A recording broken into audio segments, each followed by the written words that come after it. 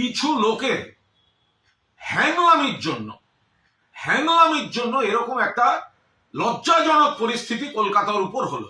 আমার মনে হয় যে জীবনে প্রথমবার কুণাল ঘোষ ঠিক কথা বললো।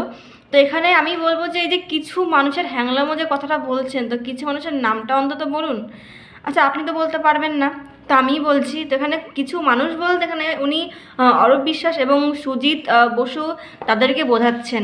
মেসিকে এমনভাবে ঘিরেছিল যে মানে মেসিকে কম অরূপ বিশ্বাসের ভুঁড়িটাই বেশি দেখা যাচ্ছিল, এবং সেটা দেখার পরই যারা মেসিকে দেখতে গেছিলো তাদের প্রচণ্ড পরিমাণে রাগ হয় এবং তারা পরে ওখানে বিক্ষোভ দেখায় এবং ভাঙচুর শুরু করে। এবং আমি একটা ভিডিওতে দেখলাম যেখানে অরূপ বিশ্বাসকে প্রশ্ন করা হচ্ছে যে আজকের এই বিশৃঙ্খলা পরিস্থিতির জন্য মানে কে দায়ী। তো উনি বলছেন যে তদন্ত করা হচ্ছে।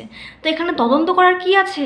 কারণ এখানে তো সম্পূর্ণ দায়টা আপনাদের। যেখানে সাধারণ মানুষরা 10,000 15,000 টাকা করে ভিআইপি টিকিট নিয়ে মেসিকে দেখতে গেছে জাস্ট একবার দেখার জন্য, সেখানে শুধুমাত্র আপনাদের ভিড়ের জন্যই তারা মেসিকে একবারের জন্য দেখতে পায়নি। তো সেখানে তো স্বাভাবিক তাদের রাগ হবে এবং তারা বিক্ষোভ দেখাবে।